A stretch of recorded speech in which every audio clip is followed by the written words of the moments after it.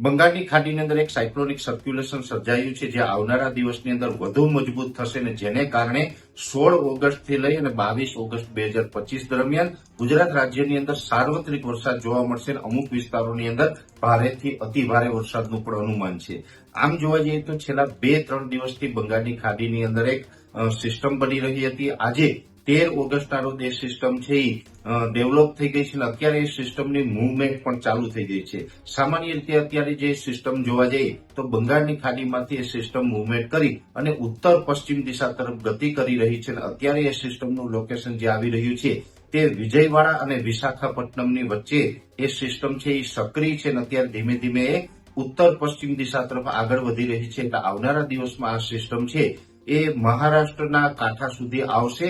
એટલે મહારાષ્ટ્ર ઉપર આવી અને આ સિસ્ટમ છે એ વધુ મજબૂત થશે, કેમ કે અત્યારે આ સાયક્લોનિક સર્ક્યુલેશનના સ્વરૂપમાં છે, પણ મહારાષ્ટ્ર ઉપર આ સિસ્ટમ આવશે એટલે અરબ સાગર સુધી એનો શિયર ઝોન લંબાઈ શકે છે અને જેને કારણે અરબ સાગરમાં પણ અત્યારે ખૂબ સારો એવો કરંટ જોવા મળી રહ્યો છે. એટલે અરબ સાગર સુધી આનું શિયર ઝોન લંબાશે તો અરબ સાગરમાંથી આને એક નવી ઉર્જા મળશે, એક ભેજ મળશે અને જેને કારણે આ સાયક્લોનિક સર્ક્યુલેશન છે એ વધુ મજબૂત થઈ અને લો પ્રેશરમાં પરિવર્તિત થાય તેવી શક્યતાઓ છે. એટલે આ સિસ્ટમ છે એ આવનારા સમયમાં ગુજરાત ઉપર અસર કરવાની છે અને જેને કારણે 16 ઓગસ્ટથી લઈ અને 22 ઓગસ્ટ દરમિયાન રાજ્યની અંદર સાર્વત્રિક વરસાદો જોવા મળશે. એટલે કહી શકાય કે ગુજરાતની અંદર 80 થી 90% વિસ્તારોની અંદર સારા વરસાદોનું અનુમાન છે અને એમાં પણ દક્ષિણ ગુજરાત અને સૌરાષ્ટ્રના ભાગોની અંદર ભારેથી અતિભારે વરસાદો જોવા મળે તેવી શક્યતાઓ છે. એટલે ખાસ કરીને દક્ષિણ ગુજરાત અને સૌરાષ્ટ્રના ભાગોની અંદર 5 થી લઈને 10 ઇંચ સુધીના વરસાદોની શક્યતાઓ છે.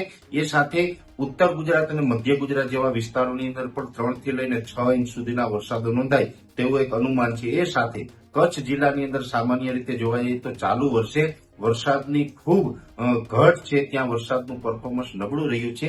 પણ આ રાઉન્ડની અંદર એટલે કે 16 થી 22 ઓગસ્ટ દરમિયાન કચ્છની અંદર પણ સાર્વત્રિક રીતે સારા વરસાદની શક્યતાઓ છે. ગીર સોમનાથ જિલ્લાની અંદર પણ ભારેથી અતિભારે વરસાદ નોંધાય તેવી શક્યતાઓ છે. એટલે સૌરાષ્ટ્ર અને દક્ષિણ ગુજરાતની અંદર અતિભારે વરસાદ નોંધાશે.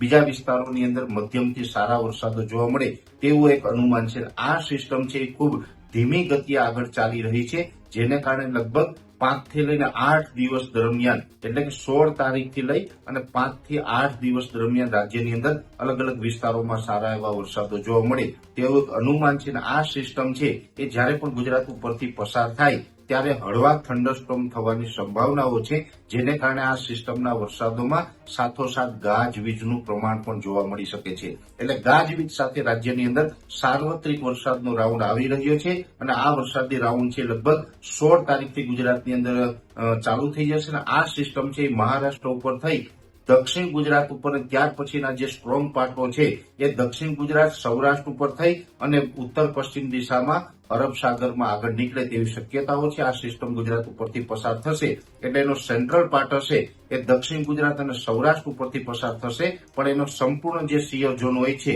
એ દક્ષિણ રાજસ્થાન સુધી જોવા મળશે, જેને કારણે ઉત્તર ગુજરાત હોય, મધ્ય ગુજરાત હોય, કચ્છ હોય કે બીજા અન્ય વિસ્તારો હોય, સાર્વત્રિક ઓલ ઓવર ગુજરાતની અંદર સારા વરસાદોની સંભાવના હોય.